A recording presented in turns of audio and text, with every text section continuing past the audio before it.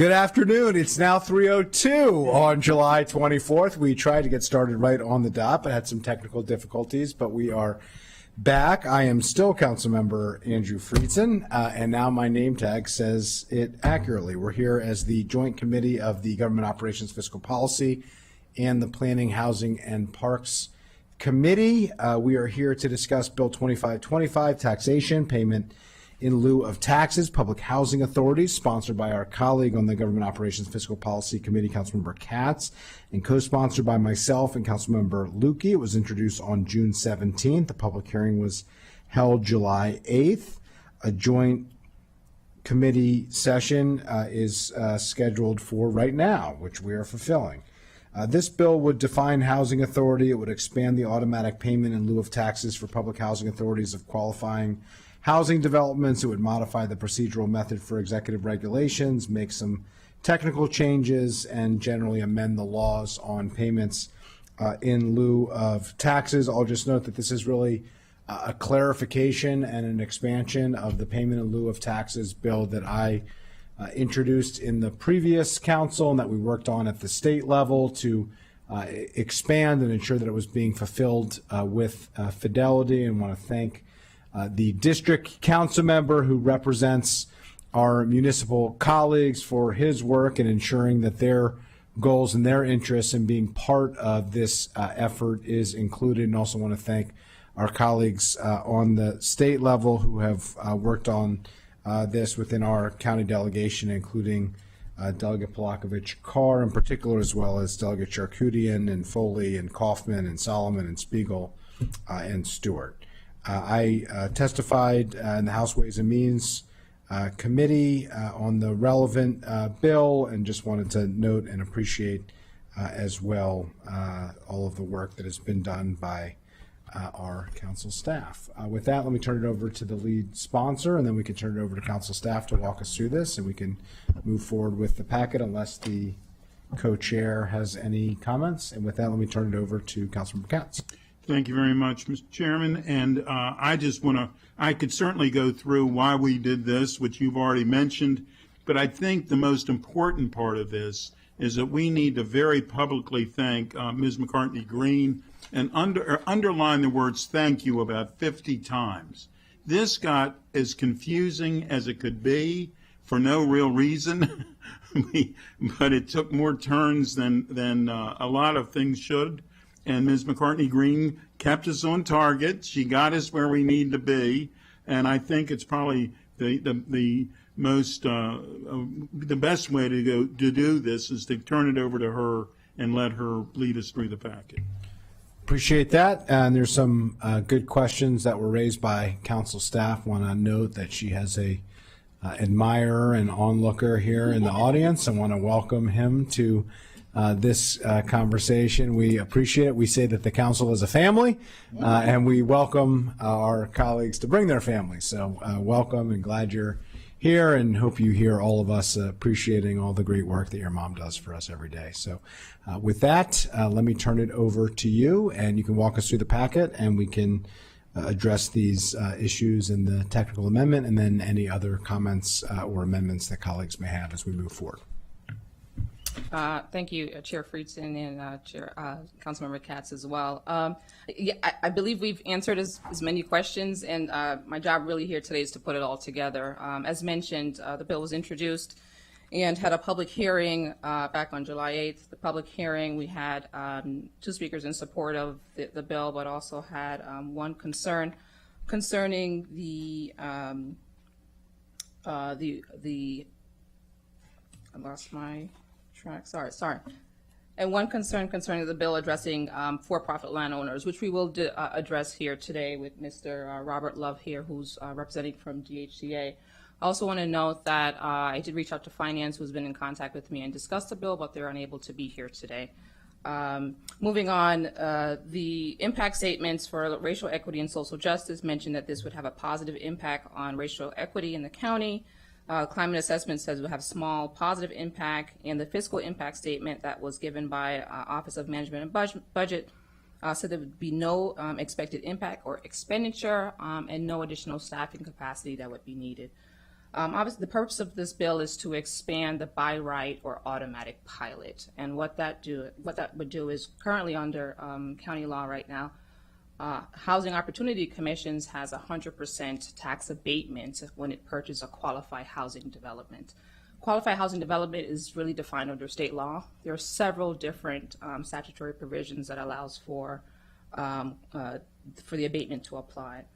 In this case, with state law being recently passed in the General Assembly, House Bill 1085 expanded that, where it doesn't only apply to HOC, but it also applies to any public housing authority, or if the public housing authority actually owns an entity, and that entity owns the housing development.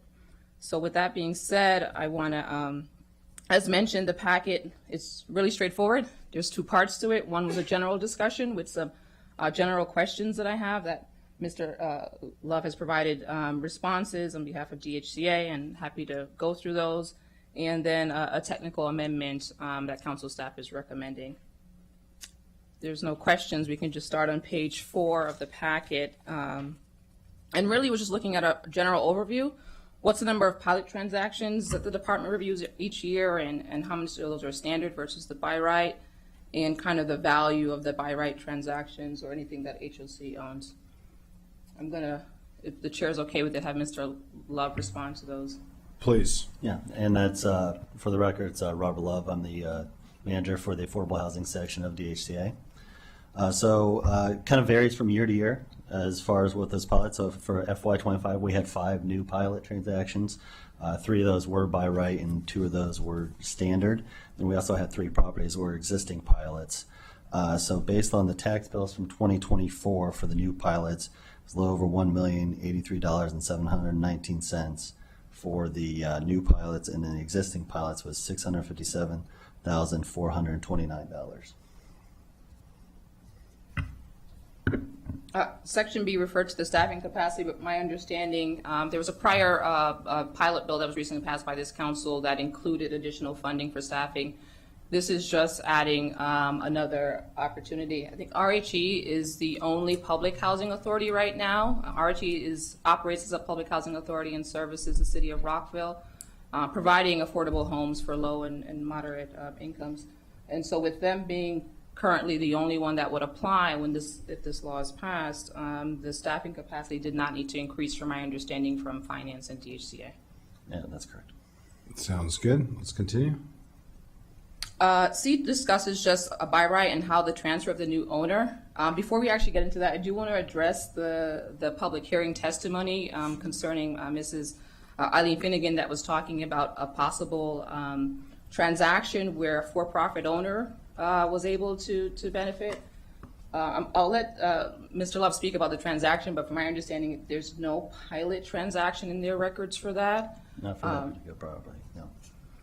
And then I do want to explain the 2 part of this. I'm sorry, I'm going to get a little bit deep into property law, but when we talk about a ground rent owner, they're not the property owner, right? They own the land that's on it, and they're not taxed. The person that's taxed is the actual property owner that owns the land. And so it's an annual ground rent that's applied. It usually attaches with the property. You consider it as them having an asset, but not necessarily taxed as a property owner. And so just so we'll make sure we're clear, when we talk about owner, we're talking about property owner, but some properties have encumbrances. Baltimore City is probably really very common for having ground rents, but in this case, it doesn't apply.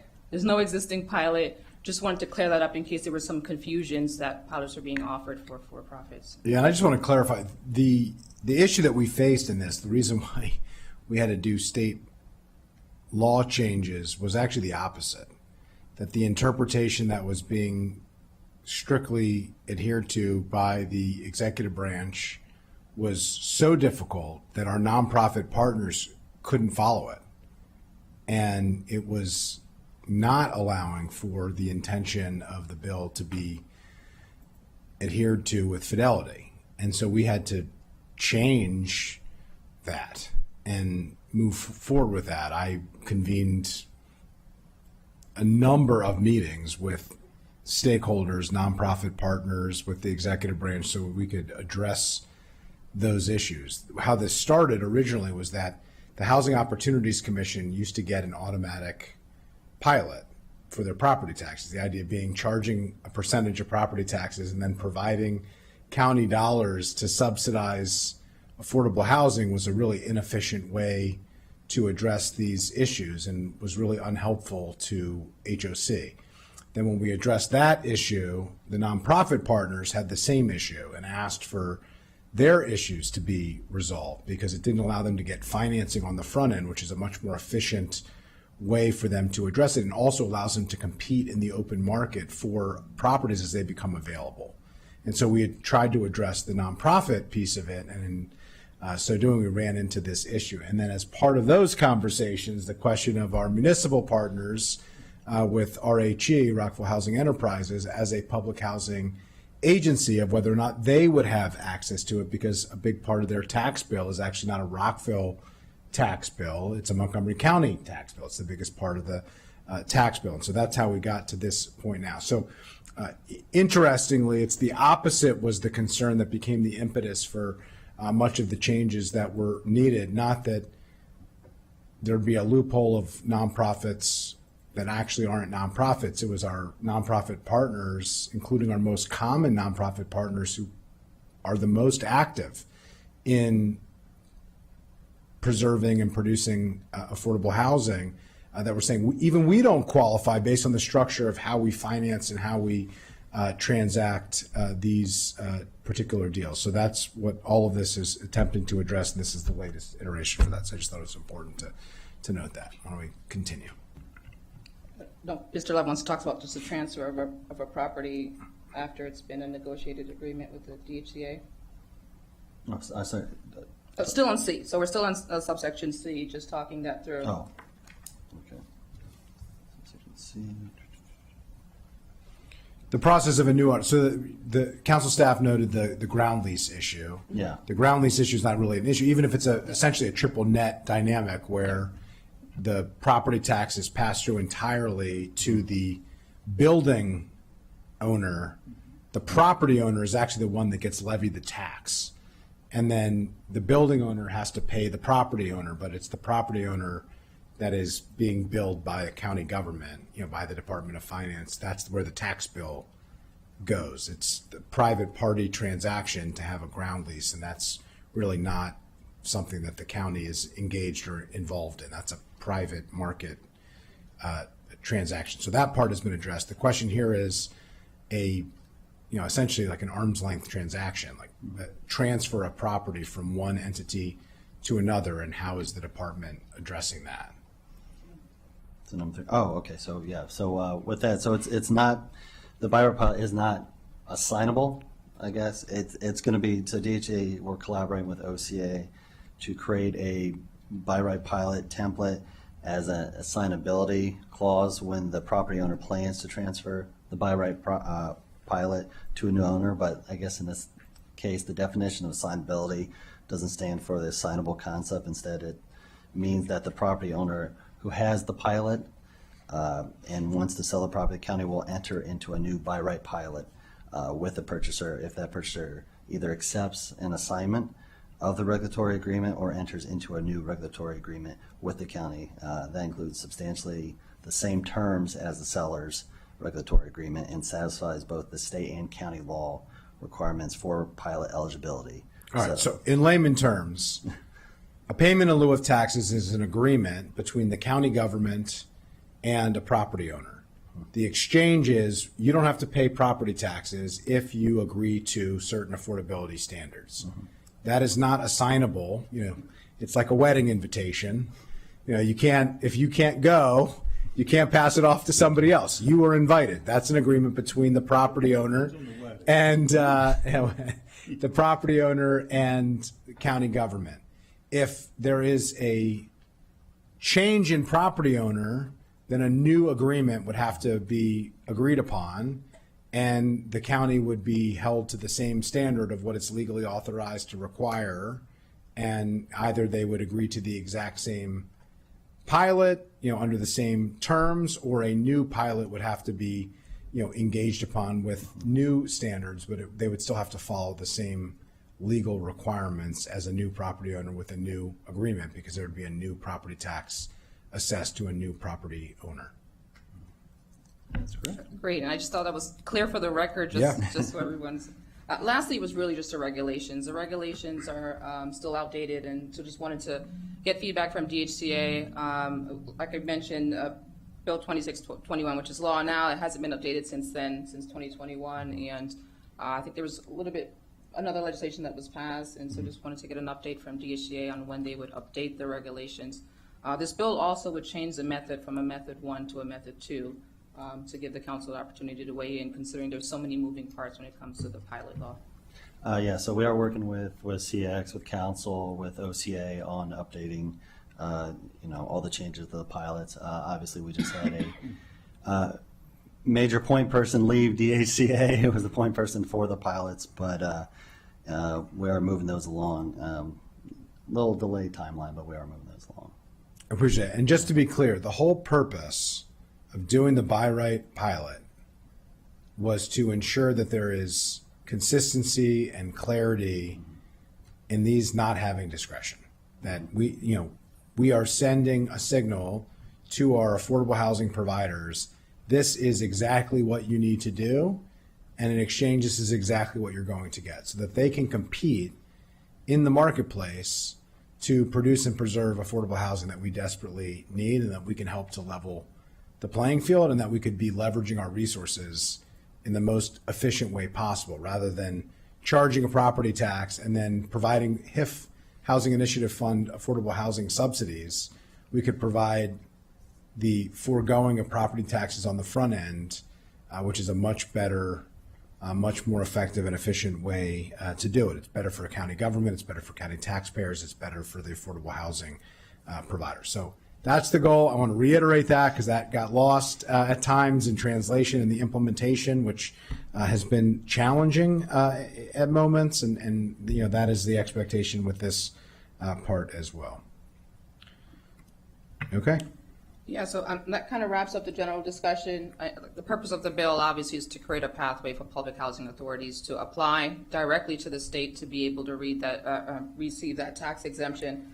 That's what HOC does now as a matter of practice, and so that opens the door to allow that to happen for other RHE and any other public housing authority established in this county. Yeah, I did just want to note, when the state bill was going through, the number threshold that we had proposed, that I worked with state lawmakers to propose, was 50%, because that's what our pilot law requires. The effort was changed because other jurisdictions want to do it, but said 50% was way too high for other jurisdictions around the state, and so the number was changed statewide to 25%. So I just think it's important to note that these are realities that we face, and there is always a balance on these issues. There was no other jurisdiction that said that they would be willing and able to take up the benefits of a payment in lieu of taxes if the threshold was as high as 50%, which is the standard that we have here. So I just thought it was important to note that. Okay, we have a technical amendment before us. You want to explain? Yeah, this is after consultation with OCA, went ahead and looked at the definition for authority. It is directly aligned with the definition that is under the housing code, under the state housing code. Council staff had a little emphasis there. It says authority means a public housing entity, but that actual word is not in state law, so the recommendation there is to just bracket and remove that out. And keep it very simple and very straightforward, in lining it with the definition that's in the Maryland Code. Without objection. Any other amendments, comments from colleagues? All right. Appreciation to council staff, to the executive branch, to our colleague, to our municipal partners. With that, I think we're ready to vote on this legislation as amended. All those in favor, please indicate by raising your hand. That is unanimous. And we have a recommendation unanimously to the full council. Thank you. And with that, we are adjourned.